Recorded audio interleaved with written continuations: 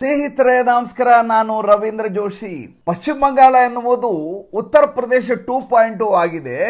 ಸುವೇಂದು ಅಧಿಕಾರಿ ಎನ್ನುವಂಥ ವ್ಯಕ್ತಿ ಯೋಗಿ ಆದಿತ್ಯನಾಥ್ ಅವರ ರೀತಿಯಲ್ಲಿ ವರ್ತಿಸ್ತಾ ಇದ್ದಾರೆ ಅಂತ ಮಹುವಾ ಮೊಯ್ತ್ರಾ ಅವರು ಇನ್ನಿಲ್ಲದ ಹಾಗೆ ಕಿರುಚಾಡಲಿಕ್ಕೆ ಶುರು ಮಾಡಿದ್ದಾರೆ ನಿನ್ನೆಯಿಂದ. ಒಳ್ಳೆಯದೇ, ಈಕೆ ಕಿರುಚಾಡಿದಷ್ಟು ಒಳ್ಳೆಯದು. ಹಾಗಾದರೆ ಸುವೇಂದು ಅಧಿಕಾರಿ ಈಕೆ ಜಂಘಾಬಲ ಉಡುಗಿಸುವಂಥ ಕೆಲಸವನ್ನು ಏನು ಮಾಡಿದರು? ಯಾಕೆ ಇವರೆಲ್ಲ ತತ್ತರಿಸಿ ಹೋಗಿದ್ದಾರೆ, ಹೈರಾಣಾಗಿದ್ದ? ಮೊಟ್ಟೆ ಒಡೆಯುವ ಕಥೆಯನ್ನು ಕೇಳಿದ್ದೀರಿ, ಅದೇನು ಹೊಸತಲ್ಲ, ಅದು ನಿರಂತರವಾಗಿ ನಡೀತಾ ಇರುವಂಥ ಪ್ರಕ್ರಿಯೆ. ನಿನ್ನೆ ಕೂಡ ಇಷ್ಟು ದಿವಸ ಬಚಾವಾಗಿದ್ದಂಥ ಮಮತಾ ಬೇಗಂ ಮೇಲೆ ಮೊಟ್ಟೆ ದಾಳಿ ಆಯಿತು. ಅದನ್ನು ಆಮೇಲೆ ಹೇಳ್ತೀನಿ. ಮೊದಲು ಈಗ ಮಹುವಾ ಮೊಯ್ತ್ರಾ ಯಾಕೆ ಈ ರೀತಿಯಾಗಿ ಕಿರ್ಚಾಡ್ತಾ ಇದ್ದಾರೆ ಅನ್ನುವಂಥ ವಿಷಯವನ್ನು ಹೇಳ್ತೀನಿ. ಒಂದು ದೊಡ್ಡದಾದಂಥ ಅಸ್ತ್ರ ಇವರಿಗೆ ಸಿಕ್ಕಿತ್ತು, ಮಹುವಾ ಮೊಯ್ತ್ರಾಗೆ ಮತ್ತು ವಿಪಕ್ಷದವ್ರಿಗೆ. ಕಾಂಗ್ರೆಸ್ಸು, ಆಮೇಲೆ CPM, ಮುಸಲ್ಮಾನ ಪಕ್ಷಗಳು ಎಲ್ಲರೂ ಸೇರಿ ಸುವೇಂದು ಅಧಿಕಾರಿ ಮೇಲೆ ದಾಳಿ. ಏನಂತ? ಇವರು ಕೋಮುದ್ವೇಷವನ್ನು ಹೆಚ್ಚಿಸ್ತಾ ಇದ್ದಾರೆ, ಲಾ ಆ್ಯಂಡ್ ಆರ್ಡರ್ ಇಲ್ಲ, ಅಲ್ಪಸಂಖ್ಯಾತರು ಬದುಕಲಿಕ್ಕಾಗ್ತಾ ಇಲ್ಲ, ಅಲ್ಪಸಂಖ್ಯಾತರ ಹುಡುಗಿಯ ಮೇಲೆ ಅತ್ಯಾಚಾರ, ಸಾಮೂಹಿಕ ಅತ್ಯಾಚಾರ ಆದರೂ ಏನೂ ಮಾಡಲಿಕ್ಕೆ ಇವರು ಸರ್ಕಾರಕ್ಕೆ ಸಾಧ್ಯ ಇಲ್ಲ, ಇದು ಜಂಗಲ್ ರಾಜ್ ಆಗಿದೆ ಅಂತ ಜುಲೈ 5ನೇ ತಾರೀಕಿಂದ ಒಂದು ದೊಡ್ಡದಾದಂಥ ಪ್ರೊಪಗ್ಯಾಂಡಾವನ್ನು ಶುರು ಮಾಡಲಾಯಿತು. ಅದಕ್ಕೆ ಕಾರಣ ಒಂದು ಅತ್ಯಾಚಾರ ಪ್ರಕರಣ ಇದ್ದಕ್ಕಿದ್ದ ಹಾಗೆ ನಡೆದೋಯ್ತು. ಬರುಯಿಪುರ್ ಅನ್ನುವಂಥ ಸೌತ್ 24 ಪರಗಣದಲ್ಲಿರುವಂಥ ಒಂದು ಹಳ್ಳಿಯಲ್ಲಿ.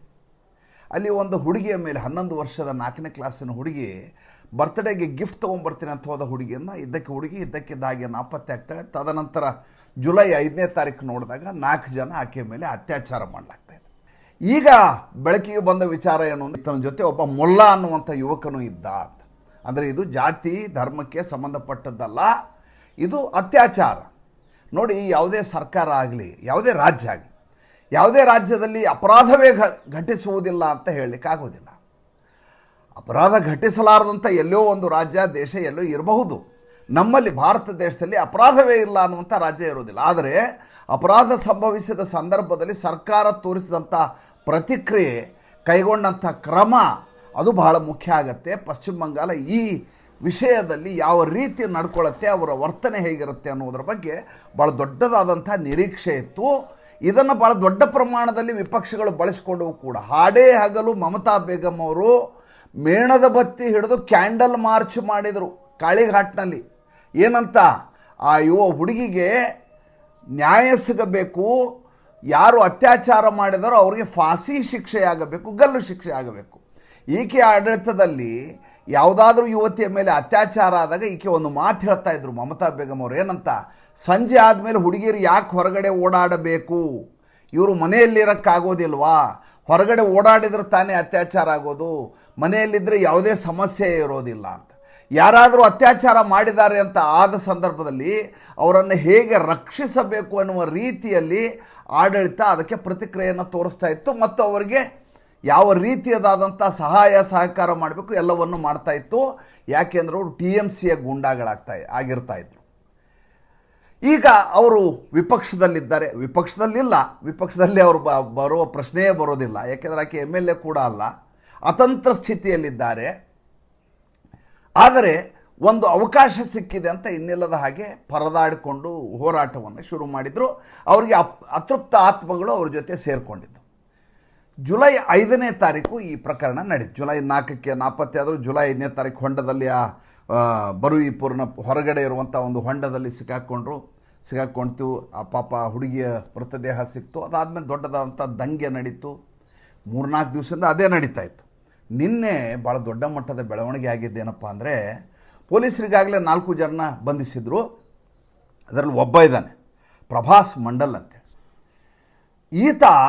ಈತನನ್ನು ಕರ್ಕೊಂಡು ಈ ದೃಶ್ಯವನ್ನು ಮರುಸೃಷ್ಟಿ ಮಾಡಲಿಕ್ಕೆ, ಹೆಂಗೆ ಮಾಡ್ದ ಈತ ಅತ್ಯಾಚಾರ, ಹೇಗೆ ಕರ್ಕೊಂಡು ಹೋದ, ಯಾವ ರೀತಿ ಮಾಡ್ದ ಅಂತ ಮಾಡಲಿಕ್ಕೆ ಪೊಲೀಸರು ಆತನನ್ನು ಕರ್ಕೊಂಡು ಹೋಗ್ತಾರೆ ಘಟನೆ ನಡೆದ ಸ್ಥಳಕ್ಕೆ. ಈತ ಮೊದಲೇ ರೌಡಿ ಗೂಂಡ. ಇದನ್ನು ನಾನು ಹೇಳ್ತಾ ಇಲ್ಲ, ಆತನ ತಾಯಿ ಆತನ ಹೆಂಡತಿ ಹೇಳಿದ್ದಾರೆ, ಅದ್ರ ಬಗ್ಗೆ ಆಮೇಲೆ ಹೇಳ್ತೇನೆ. ಇದ್ದಕ್ಕಿದ್ದ ಹಾಗೆ ಪೊಲೀಸರ ರಿವಾಲ್ವರ್ನ ಕಿತ್ಕೋತಾನೆ, ಓಡ್ಲಿಕ್ಕೆ ಶುರು ಮಾಡ್ತಾನೆ. ಒಂದು ಕಡೆ ನಾಲೆ ಇದೆ, ಮತ್ತೊಂದು ಕಡೆ ರಸ್ತೆ ಇದೆ, ಈ ಕಡೆ ಗಿಡಗಂಟೆಗಳಿದ್ದಾವೆ, ಪಾರಾಗ್ಲಿಕ್ಕೆ ಆಗೋದಿಲ್ಲ. ಪೊಲೀಸರು ಕಿರಿಸ್ತಾ ಇದ್ದಾರೆ, ತಪ್ಪಿಸ್ಕೊಳ್ಳಿಕ್ಕಾಗಲ್ಲ, ಹುಷಾರಾಗಿರು ನೀನು ಅಂತೇಳಿ. ಕೇಳೋದಿಲ್ಲ. ಯಾವಾಗ ಪೊಲೀಸ್ ಹಿಡಿತಾರೆ ಅಂತ ಆಗುತ್ತೋ ರಿವಾಲ್ವರಿಂದ ಗುಂಡು ಹೊಡೆಯುವ ಪ್ರಯತ್ನ ಮಾಡ್ತಾನೆ, ಗುಂಡು ಹೊಡಿತಾನೆ, 2 ಗುಂಡು ಹೊಡಿತಾನೆ. ಆವಾಗ ಪೊಲೀಸರು ತಮ್ಮ ರಕ್ಷಣೆ ಮಾಡ್ಕೊಳ್ಳಿಕ್ಕೆ ಈತನ ಮೇಲೆ ಎನ್ಕೌಂಟರ್ ಮಾಡ್ತಾರೆ. ಎನ್ಕೌಂಟರ್ನಲ್ಲಿ ಈತ ಅಸುನೀಗ್ತಾನೆ, ಪ್ರಭಾಸ್ ಮಂಡಲ್. ಈಗ ಇದು ದೊಡ್ಡ ಮಟ್ಟದಲ್ಲಿ ಪಶ್ಚಿಮ ಬಂಗಾಳದಲ್ಲಿ ಸುದ್ದಿ ಆಗ್ತಾ ಇದೆ. ಬಹಳ ದೊಡ್ಡ ಮಟ್ಟದ ಹಿನ್ನಡೆ ಯಾರಿಗೆ ಅಂದರೆ ಮಹುವಾ ಮೊಯ್ತ್ರಾಗೆ ಮತ್ತು ಮಮತಾ ಬೇಗಂ ಅವರ ಪಾಳೆಯಕ್ಕೆ. ಯಾಕೆಂದರೆ ಈ ಪ್ರಕರಣವನ್ನು ಇಟ್ಕೊಂಡು ರಾಜಕಾರಣ ಮಾಡಬಹುದು ವರ್ಷಗಟ್ಟಲೆ ಅಂತ ತುಂಬ ನಿರೀಕ್ಷೆ ಮಾಡಿದರು. ಸರ್ಕಾರ ಶುರುವಾಗಿ ತುಂಬ ದಿವಸ ಆಗಿಲ್ಲ. ಮೇ 4ಕ್ಕೆ ಶುರುವಾದಂಥ ಸರ್ಕಾರ 2 ತಿಂಗಳು 5-4 ದಿವಸ ಆಗಿದೆ. ಅಷ್ಟರಲ್ಲಿ ಒಂದು ಸಾಮೂಹಿಕ ಅತ್ಯಾಚಾರ ಪ್ರಕರಣ ನಡೆದಿದೆ. ಇಂಥ ಸಂದರ್ಭದಲ್ಲಿ ಸರ್ಕಾರ ಬೇರೆ ಏನೂ ಮಾಡೋಕ್ಕೆ ಸಾಧ್ಯ ಇಲ್ಲ. ಹೆಚ್ಚು ಅಂದರೆ 4 ಸೆಕ್ಷನ್ ಹಾಕಿ ಜೈಲಿಗೆ ಕಳಿಸ್ಬೋದು, 4 3rd ಡಿಗ್ರಿ ಟ್ರೀಟ್ಮೆಂಟ್ ಕೊಡ್ಬೋದು. ಆದರೆ ಸರ್ಕಾರವನ್ನು ಹಣಿಯಲಿಕ್ಕೆ ಇದಕ್ಕಿಂತ ಒಳ್ಳೆಯ ಅಸ್ತ್ರ ಯಾರಿಗೂ ಸಿಗೋದಿಲ್ಲ. ಹೀಗಾಗಿ ಬೀದಿಗೆ ಇಳಿದು CPMನವರು ಹೋರಾಟ ಶುರು ಮಾಡಿದರು, ಕಾಂಗ್ರೆಸ್ನವರು ಶುರು ಮಾಡಿದರು. ಎಲ್ಲರೂ ಇವರ ಮನೆಗೆ ಬೇರೆ ಹೋದರು. ಯಾವ ಮಗುವಿನ ಮೇಲೆ ಅತ್ಯಾಚಾರ ಕೊಲೆ ಆಯಿತು, ಮಗುವಿನ ತಂದೆ ತಾಯಿಗಳಿಗೆ ಸಾಂತ್ವನ ಹೇಳಲಿಕ್ಕೆ ಕಾಂಗ್ರೆಸ್ನವರು ದೌಡಾಯಿಸ್ತಾರೆ, CPMನವರು ದೌಡಾಯಿಸ್ತಾರೆ, TMC ಅವರು ದೌಡಾಯಿಸ್ತಾರೆ. ಏನಪ್ಪ ಇದು ಸಿಗಾಕೊಂಡ್ಬಿಟ್ರು ಸುವೇಂದು ಅಧಿಕಾರಿ ಅಂತ ನೋಡಿದರೆ, ಸುವೇಂದು ಅಧಿಕಾರಿ ತಮ್ಮ ಪೊಲೀಸರಿಗೆ ಯಾವ ರೀತಿಯ ವಾರ್ನಿಂಗ್ ಮಾಡಿರ್ತಾರೆ, ಈ ಪ್ರಕರಣ ಸರಿಯಾಗಿ ಇತ್ಯರ್ಥ ಆಗಬೇಕು ಅಂತ ಹೇಳ್ತಾರೆ. ಯಾವ ಮುಖ್ಯಮಂತ್ರಿಯು ಕೂಡ ಪೊಲೀಸರಿಗೆ ಎನ್ಕೌಂಟರ್ ಮಾಡಿ, ಫೇಕ್ ಎನ್ಕೌಂಟರ್ ಮಾಡಿ ಅಂತ ಹೇಳೋದಿಲ್ಲ. ಅದೃಷ್ಟವಶಾತ್ ಈತ ತಪ್ಪಿಸ್ಕೊಂಡು ಓಡಿ ಹೋಗ್ತಾನೆ. ಓಡಿ ಹೋದ ಸಂದರ್ಭದಲ್ಲಿ ಗುಂಡು ಹೊಡಿತಾರೆ ಪೊಲೀಸರು. ಹೊಡೆದ ತಕ್ಷಣ ಈಕೆ ಮಹುವಾ ಮೊಯ್ತ್ರಾ ಬಾಯಿಗೆ ಬಂದ ಹಾಗೆ ಗಲಾಟೆ ಮಾಡಲಿಕ್ಕೆ ಶುರು ಮಾಡ್ತಾರೆ. ಇದೇನೊಂದು ಅಂಧಾದುಂದಿ ರಾಜ ನಡೀತಾ ಇದೆ, ಗೂಂಡಾರಾಜ್, ಪೊಲೀಸರೇ ಗೂಂಡಾಗಳಾಗಿದ್ದಾರೆ. ಇನ್ನೊಂದು ಇದಕ್ಕೊಂದು ಟ್ವಿಸ್ಟನ್ನು ಕೊಡಲಾಯ್ತು. ಏನು ಟ್ವಿಸ್ಟು? ಈತ ಮಾಫಿ ಸಾಕ್ಷಿದಾರ ಆಗುವ ಸಾಧ್ಯತೆ ಇತ್ತು. ಯಾರ್ಯಾರು BJP ಅವರು ಇದರಿಂದಿದ್ದಾರೆ, ಯಾರ್ಯಾರು RSS ಅವರಿದ್ದಾರೆ, ಎಲ್ಲರೂ ಬಾಯಿ ಬಿಚ್ಚಿಬಿಡ್ತಾ ಇದ್ದ. ಈತ ಬಾಯಿ ಬಿಡ್ತಾ ಇದ್ದ. ಎಲ್ಲ ಸತ್ಯ ಹೊರಗೆ ಬರೋದು, ಆ ಗೌಪ್ಯತೆ ಹೊರಗೆ ಬರಬಾರ್ದು, ಆ ರಹಸ್ಯ ಹೊರಗೆ ಬರಬಾರ್ದು ಅಂತ ಪೊಲೀಸರಿಗೆ ಹೇಳಿ ಸುವೇಂದು ಅಧಿಕಾರಿ ಎನ್ಕೌಂಟರ್ ಮಾಡಿಸಿದ್ದಾರೆ ಅಂತ ಇದಕ್ಕಿದ್ದ ಹಾಗೆ ಶುರುವಾಗೋಯ್ತು. ನೋಡಿ, ಈ ರೀತಿಯದಾದಂಥ ಆರೋಪ ಬಂದ ಸಂದರ್ಭದಲ್ಲಿ ತಪ್ಪಿಸ್ಕೊಳ್ಳೋದು ಬಹಳ ಕಷ್ಟ. ಆತ ಎನ್ಕೌಂಟರ್ ಆಗೋದು ಅನಿವಾರ್ಯ ಆಗಿತ್ತು. ಆತ್ಮರಕ್ಷಣೆಗಾಗಿ ಪೊಲೀಸರು ಗುಂಡು ಹೊಡೆದ್ರು. ಈಗ ಆತ ಬದುಕಿಲ್ಲ. ಏನನ್ನು ಆತ ಹೇಳುವಂಥ ಸಾಧ್ಯತೆ ಇಲ್ಲ. ಪೊಲೀಸರು ಹೇಳಿದ್ದನ್ನು ಜನ ನಂಬೋದಿಲ್ಲ. ಇದರಿಂದ BJP RSS ಇದೆ ಅಂತ ಮುಸಲ್ಮಾನರಿಗೆ ಹೇಳಿದರೆ ಅವ್ರು ನಂಬ್ಕೊಂಡ್ಬಿಡ್ತಾರೆ. ಏನು ಮಾಡಬೇಕೀಗ? ಅಡ್ಡ ಕತ್ತರಿಯಲ್ಲಿ ಸಿಲುಕಕ್ಕೆ ಹಾಕ್ಕೊಂಡ್ರು ಸರ್ಕಾರ. ದಾರಿ ಕಾಣಲಾಗದ ಸಂದರ್ಭ. ಚಾನಲ್ಗಳು ಒಂದು ಕೆಲಸ ಮಾಡ್ತವೆ. ಚಾನಲ್ಗಳೇನು ಮಾಡ್ತವೆ? ಜನರ ಬಳಿ ಹೋಗಿ ತಮ್ಮ ಅಭಿಪ್ರಾಯವನ್ನು ಕೇಳಲಿಕ್ಕೆ ಶುರು ಮಾಡ್ತಾರೆ. ರಿಕ್ಷಾ ಡ್ರೈವರ್ ಬಳಿ ಹೋಗ್ತಾರೆ, ಗಾಡಿ ತಳ್ಳುವನ ಬಳಿ ಹೋಗ್ತಾರೆ. ಈ ರೀತಿ ಮಂಡಲ್ ಮೇಲೆ ಗುಂಡು ಹೊಡೆದಿದ್ದಾರಲ್ಲ, ಇದ್ರ ಬಗ್ಗೆ ಏನು ಹೇಳ್ತೀಯ ನೀನು?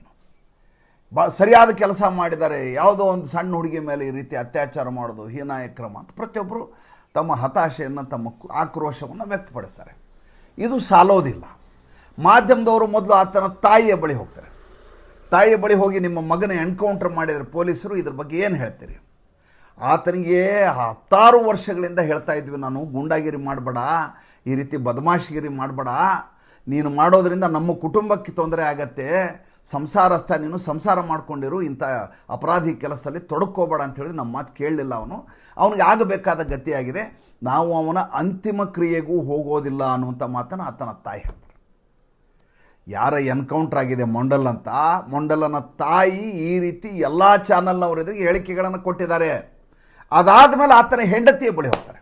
ಮಂಡಲ್ನ ಹೆಂಡತಿ ತಲೆ ಮೇಲೆ ಸೆರಗಿ ಹಾಕ್ಕೊಂಡು, ಈತ ಬದಮಾಶಿದ್ದ, ಈತ ಮಾಡಲಾರದ ಹೇಯ ಕೃತ್ಯಗಳೇ ಇಲ್ಲ, ಈತನಿಗೆ ಬುದ್ಧಿ ಹೇಳಿ ನಮಗೆ ಸಾಕಾಗಿ ಹೋಗಿತ್ತು, ಈತನಿಗೆ ಆಗಬೇಕಾದಂಥ ಗತಿಯೇ ಆಗಿದೆ, ನಾವೇನೂ ಮಾಡಲಿಕ್ಕಾಗೋದಿಲ್ಲ. ಯಾವಾಗಲೂ ಇಂಥ ಘಟನೆ ನಡೆದ ಸಂದರ್ಭದಲ್ಲಿ ಈ ವಿಪಕ್ಷದವರು, ಕುಟುಂಬದವರು ಕುಮ್ಮಕ್ಕೆ ಕೊಡ್ತಾರೆ. ಏನಂತ? ಬಿಡಬೇಡ, ಇದನ್ನು ಬಳಸ್ಕೋ, ನಿನಗೆ 5 ಲಕ್ಷ ಕೊಡ್ತೀನಿ, 10 ಲಕ್ಷ ಕೊಡ್ತೀನಿ, ಗೋಳಾಡು, ನಮ್ಗೆ ಅನ್ಯಾಯ ಆಗಿದೆ ಅಂತ ಹೇಳು, ಕೊಲೆ ಮಾಡಿದ್ದಾರೆ, ಸುಳ್ಳು ಎನ್ಕೌಂಟರ್ ಮಾಡಿ ಅಂತ ಎಲ್ಲ ಪ್ರಯತ್ನಗಳಾಗ್ತವೆ. ಆದರೆ ಈ ಕುಟುಂಬದ ಆತನ ಹೆಂಡತಿ ಮತ್ತು ಆತನ ತಾಯಿ ಮಾತ್ರ ಸ್ಪಷ್ಟವಾದಂಥ, ಪ್ರಾಮಾಣಿಕವಾದಂಥ ಅಭಿಪ್ರಾಯವನ್ನು ಹೇಳ್ತಾರೆ. ಹೇಳಿದ ತಕ್ಷಣ ಎಲ್ಲ ವಿಪಕ್ಷಗಳು ತತ್ತರಿಸಿ ಹೋಗ್ಬಿಡ್ತವೆ. ಮಜಾ ನೋಡಿ ಹೇಗಿರುತ್ತೆ ಅಂತ. ಒಂದು ಘಟನೆಯನ್ನು ಮಾನವೀಯ ನೆಲೆಗಟ್ಟಿನಲ್ಲಿ ನೋಡೋದು ಬೇರೆ, ಸಂವೇದನಾಶೀಲರಾಗಿ ಅಂತಃಕರಣವನ್ನು, ಕರುಣಾರಸವನ್ನು ಹರಿಸುವುದು ಬೇರೆ. ಅದನ್ನು ಬಳಸಿಕೊಂಡು ರಾಜಕೀಯ ಮಾಡುವಂಥ ಈ ಷಡ್ಯಂತ್ರ ಇದೆಯಲ್ಲ, ಆ ಷಡ್ಯಂತ್ರ ವಿಫಲ ಆಗೋದು ಹೇಗೆ? ಆಗ ವಿಫಲ ಆದಾಗ ಮಹುವಾ ಮೊಯ್ತ್ರಾ ರೀತಿಯವರು ಥರದವರು ಈ ರೀತಿಯಾದಂಥ ಮಾತುಗಳನ್ನು ಆಡಲಿಕ್ಕೆ ಶುರು ಮಾಡ್ತಾರೆ. ಈಗೇನಾಗಿದೆ, ಉಳಿದವ್ರನ್ನ ಹಿಡ್ಕೊಂಬಂದರೆ ಅದರಲ್ಲಿ ಒಬ್ಬ ಮೊಲ್ಲ ಇದೆ, ಶೌಕತ್ ಮುಲ್ಲಾ ಅಂತ ಒಬ್ಬ ಮೊಲ್ಲ ಇದ್ದಾನೆ. ಆ ಮೊಲ್ಲ ಈಗ ಇದು ಹಿಂದೂ ಮುಸಲ್ಮಾನ ಧರ್ಮಕ್ಕೆ ಸಂಬಂಧಪಟ್ಟದ್ದು ಅಲ್ಲ ಅಂತ ಸಾಬೀತಾಗಿ ಹೋಯಿತು. ಮುಸಲ್ಮಾನನು ಅದರಲ್ಲಿದ್ದಾನೆ, ದುರುದ್ದೇಶಪೂರ್ವಕವಾಗಿ ಮಾಡಿದ್ದಾರೆ ಅನ್ನೋದು ಸ್ಪಷ್ಟ ಆಯಿತು. ಮತ್ತು ಸರ್ಕಾರದ ಕ್ರಮ ಸ್ಪಷ್ಟ ಆಯಿತು. ಇಂಥ ಘಟನೆ ನಡೆದ ಸಂದರ್ಭದಲ್ಲಿ ಪೊಲೀಸರು ಸುಮ್ಮನೆ ಇರೋದಿಲ್ಲ. ಎನ್ಕೌಂಟರ ಫೇಕ್ ಎನ್ಕೌಂಟರ್ ಅನ್ನೋದು ಆಮೇಲೆ ತೀರ್ಮಾನ. ಅದಕ್ಕೊಂದು SIT ರಚನೆ ಆಗತ್ತೆ. SIT ರಚನೆ ನೋಡಿ, ಯೋಗಿ ಆದಿತ್ಯನಾಥ್ ಸರ್ಕಾರದಲ್ಲೂ ಬೇಕಾದಷ್ಟು ಎನ್ಕೌಂಟರ್ ಆಗಿದ್ದಾವೆ. ಆದ ತಕ್ಷಣ ಸ್ವತಃ ಸರ್ಕಾರವೇ ಒಂದು SIT ನೇಮಕಾತಿ ಮಾಡುತ್ತೆ, ಈ ಪ್ರಕರಣದ ತನಿಖೆ ಮಾಡಿ ಅಂತ. ತನಿಖೆ ಮಾಡಿದಾಗ ಸತ್ಯಾಸತ್ಯತೆ ಗೊತ್ತಾಗುತ್ತೆ. ಕೋರ್ಟಿನಲ್ಲಿ ಕೂಡ ಇಲ್ಲಿವರೆಗೂ ಒಂದೇ ಒಂದು ಪ್ರಕರಣ ಯೋಗಿ ಆದಿತ್ಯನಾಥ್ ಅವ್ರದ್ದು ಫೇಕ್ ಎನ್ಕೌಂಟರ್ ಅಂತ ಸಾಬೀತಾಗಿಲ್ಲ. ರೌಡಿಗಳೇ ಇರ್ತಾರೆ, ಅವರು ಮಾಡಬಾರ್ದ ಕೃತ್ಯಗಳನ್ನೇ ಮಾಡಿರ್ತಾರೆ, ಗುಂಡಾಗಳಾಗಿರ್ತಾರೆ, ಅವ್ರ ಮೇಲೆ ಗುಂಡು ಹೊಡೆದಿರ್ತಾರೆ, ಇದೆಲ್ಲ ಸರಿ. ಒಂದು ಸಲ ಯೋಗಿ ಆದಿತ್ಯನಾಥ್ ಪ್ರಶ್ನೆ ಕೇಳಿದರು, ಏನಂತ, ಏನು ಪೊಲೀಸರು ಗುಂಡು ಹೊಡೆದು ಬಿಟ್ಟಿದಾರಲ್ಲ ಆತನಿಗೆ ಅಂತ. ಅವಾಗ ಹೇಳಿದ್ರು ಅವರು, ಆತ ಬದುಕಲಿಕ್ಕೆ ಯೋಗ್ಯ ಇದ್ನ. ಏನಂತ ಉತ್ತರ ಹೇಳ್ತಿರೋದಕ್ಕೆ? ಇದು ಅದೇ ಪ್ರಕರಣ.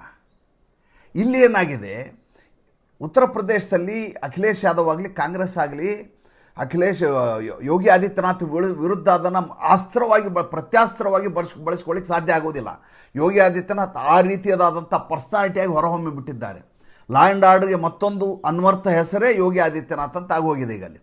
ಏಕೆಂದರೆ 2017ರಿಂದ ನಿರಂತರವಾಗಿ ನಡೀತಾ ಇರುವಂಥ ಅವರ ಆಡಳಿತ ಶೈಲಿ.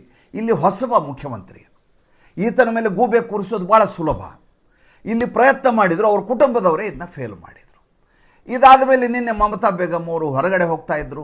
ಹೋಗುವಾಗ ಜನ ನೆರೆದ ಸಂದರ್ಭದಲ್ಲಿ ಈಕೆ ತನ್ನ ಹಳೆಯ ಅಟ್ಟಹಾಸವನ್ನು, ದುರಹಂಕಾರವನ್ನು ಇನ್ನೂ ಬಿಟ್ಟಿಲ್ಲ. ಮಮತಾ ಬೇಗಂ ಇಷ್ಟೊತ್ತಿಗೆ ಮೆತ್ತಗಾಗಬೇಕಾಗಿತ್ತು, ಮೆತ್ತಗಾಗಿಲ್ಲ. ಒಂದು 2-3 ಜನರ ಮೇಲೆ ಕೈ ಮಾಡಿಬಿಟ್ರು. ಅದರ ವಿಡಿಯೋ ಇದೆ.